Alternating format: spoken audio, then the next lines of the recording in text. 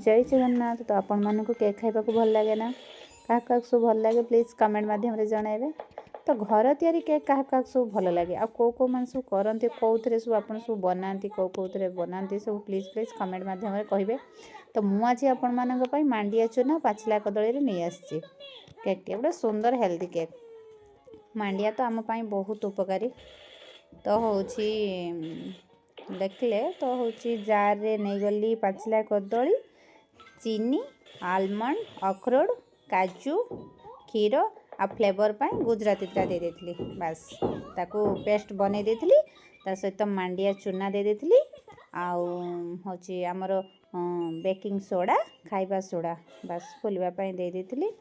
एटा बहुत सुंदर लगे स्पंजी भी हुए हूँ सहित मुझे क्षीर ना क्षीर तो दे देती जी गुलेबापी आवश्यक क्षीर दे देती। हाँ क्षीरटा अधिक गरम नथिबो कि अधिक हूँ ठंडा नथिबो रूम टेम्परेचर रे थिबो बस ताको देखले तो खाइबा सोडा आउ बेकिंग पाउडर दे देती बस एपटे घी पकई देती हूँ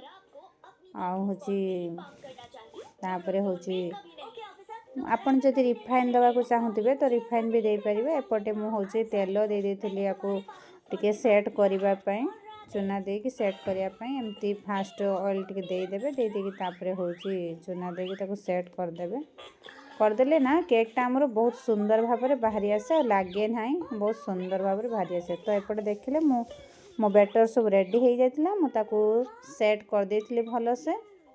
तो हूँ तापरे आमर हूँ काजू को गार्निशिंग कर देती। तो एपटे हूँ देखंतु मु केक बसवाई एमती छोट हंडा गोटे एमती मोटारे मोटारे जेकोसी जगह ने गोटे मोटा जगहटे ही ने तो लुण ता तले देदेवे आपन से लुण को भी बार बार यूज करें। मु एमती सब बेले मोर जिते बड़े भी केक बनाए तो सब रखी था से लुण को पुणी ठंडा हो गले जार रे रखी था। तो जिते बड़े भी केक बनाए जो भी पिठा बनाए तो एमती हूँ से लुण को दे था पुनर्बार पुणी तो एमती भलसे आपको कुटिकी साइड कर देथिबे भल सेट हो जमती देखिए।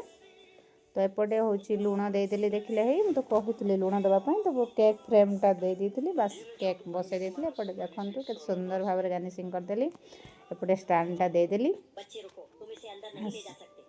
तापरे ये अधिका समय भी लगे बहुत अल्प समय भी हो जाए आमर 15 ରୁ 20 मिनट भितर रेडी हो जाए। तो छुरी रे मु देखी कि ना देखंतु एमती छुरी रे ही लागबनी देखिए। तो केक टी रेडी आ देखिए केते सुंदर भाव में मो केक टी देखा जीवो रेडी हो केक टी बाहर भी पड़ो पूरा यामी यामी केक देखंतु रही जय जगन्नाथ।